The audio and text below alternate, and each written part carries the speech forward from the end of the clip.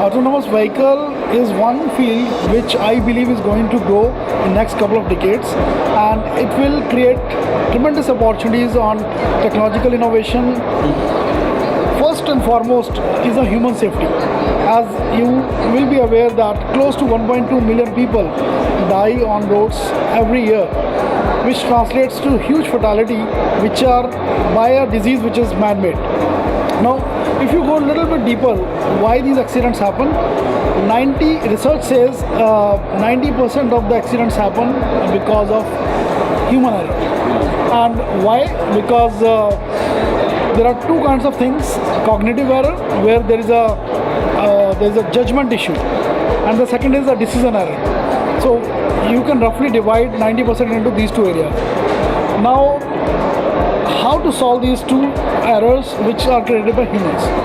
And what we are trying to do using our autonomous solutions, we are replacing chips, we are replacing that portion of, you can say, human brain which is having a cognitive issue.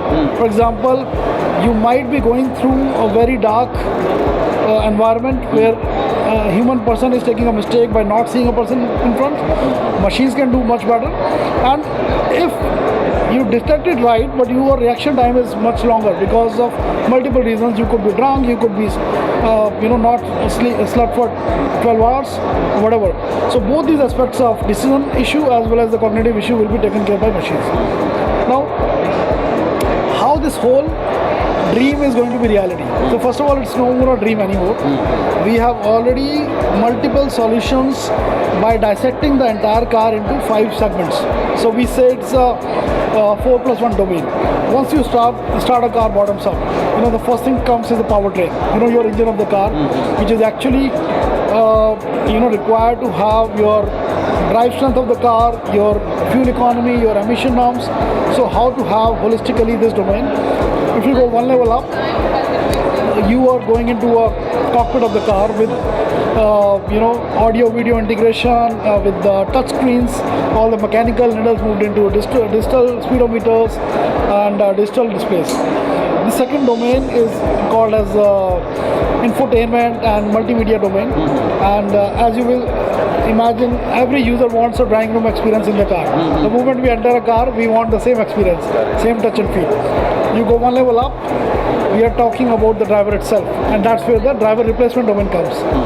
And in order to have the driver replacement domain, what are the biggest sensor the driver has? It's the eyes.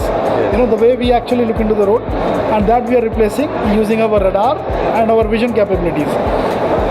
Now going further up, the most important segment that goes into the connectivity. So how we do it, we call it V2X. So when you say V2X, it is vehicle to anything. So it could be vehicle to human, vehicle to vehicle, vehicle to infrastructure, or vehicle to cloud. And again, this is an integral part of driverless car architecture, because you cannot have a driverless car if it cannot communicate seamlessly for your maps. So this is where the vehicle to cloud comes into picture. You need to have the capability to read the speed signals, the traffic light signals, and it has to be in every language. And last but not the least, the fifth domain, which connects these 4 domains, which we call gateway.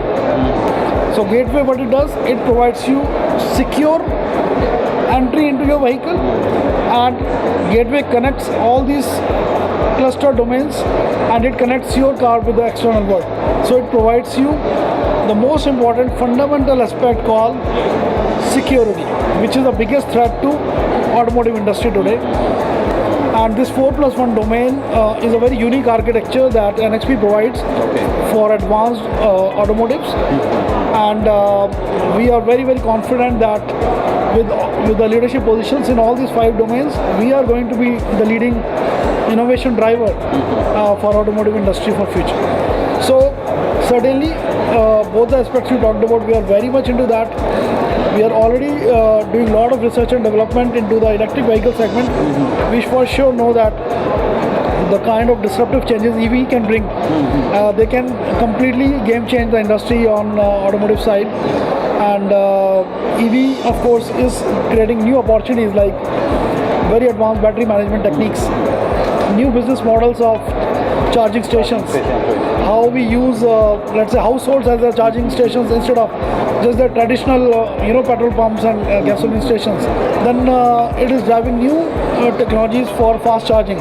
So fast chargers. It is driving the new connectivity that while driver is driving. One of the biggest challenges, how you can have preemptive knowledge about my battery is going to drain so that I'm not stranded in a remote area. So automotive communication with your vehicle using V2X technology, that the next charging station is there and upfront telling you that this much of charge is left. So bottom line is we are intertwined. Yeah, so we are actually parallelly keeping a close eye on these developments and parallelly penetrating in the research so that when these things become real, we are actually ready with our commercial solutions. So very much EV is a real game-changing thing and a trend that will emerge, and we are deep into that.